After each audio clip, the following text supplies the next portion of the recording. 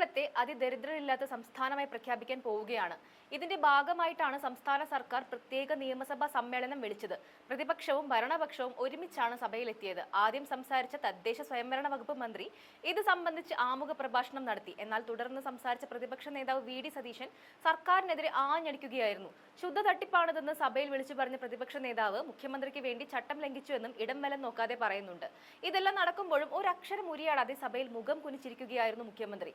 സംസ്ഥാനത്തെ ദൃശ്യമാധ്യമങ്ങളിൽ അടക്കം ഇത് സംബന്ധിച്ച പരസ്യം നൽകിയ സർക്കാർ പിന്നീട് നിയമസഭാ സമ്മേളനം വിളിച്ചു ചേർത്തത് എന്തിന്റെ പേരിലാണെന്നും സതീശൻ ചോദിക്കുന്നുണ്ട്.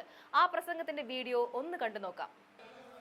2025 നവംബർ 1 ശനിയാഴ്ച ദിവസമായ ഇന്ന് സഭ യോഗം ചേരുന്നതിലേക്കായി കേരള നിയമസഭയുടെ നടപടിക്രമവും കാര്യനിർവഹണവും സംബന്ധിച്ച ചട്ടങ്ങളിലെ ചട്ടം 13(2) താൽക്കാലികമായി സസ്പെൻഡ് ചെയ്യുവാൻ ഈ സഭ തീരുമാനിക്കുന്നു എന്ന ഉപക്ഷേപം മേൽ സൂചിപ്പിച്ച ചട്ടങ്ങളിലെ ചട്ടം 313 പ്രകാരം ഞാൻ അവതരിപ്പിക്കുന്നു.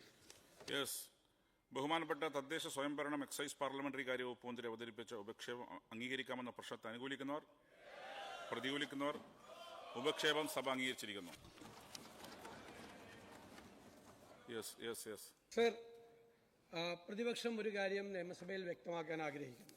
ഒന്ന്, കഴിഞ്ഞ സഭാ സമ്മേളനം തുടങ്ങി ദേവസ്വം മന്ത്രി രാജിവെക്കണമെന്നും ദേവസ്വം ബോർഡ് പുറത്താക്കണമെന്ന് ആവശ്യപ്പെട്ട് ഞങ്ങൾ സഭയ്ക്കകത്തും പുറത്തും സമരത്തിലാണ്. അതുകൊണ്ട് സഹകരിക്കാൻ ബുദ്ധിമുട്ടുണ്ട്.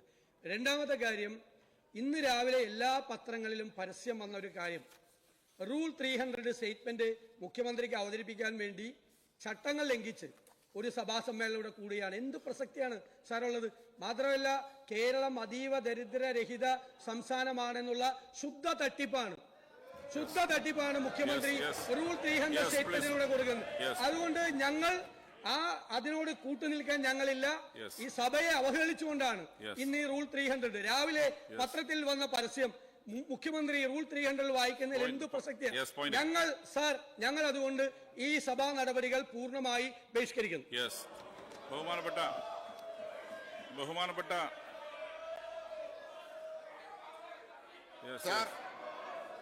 സർ, കേരളപ്പിറവി ദിനമാണിന്ന്.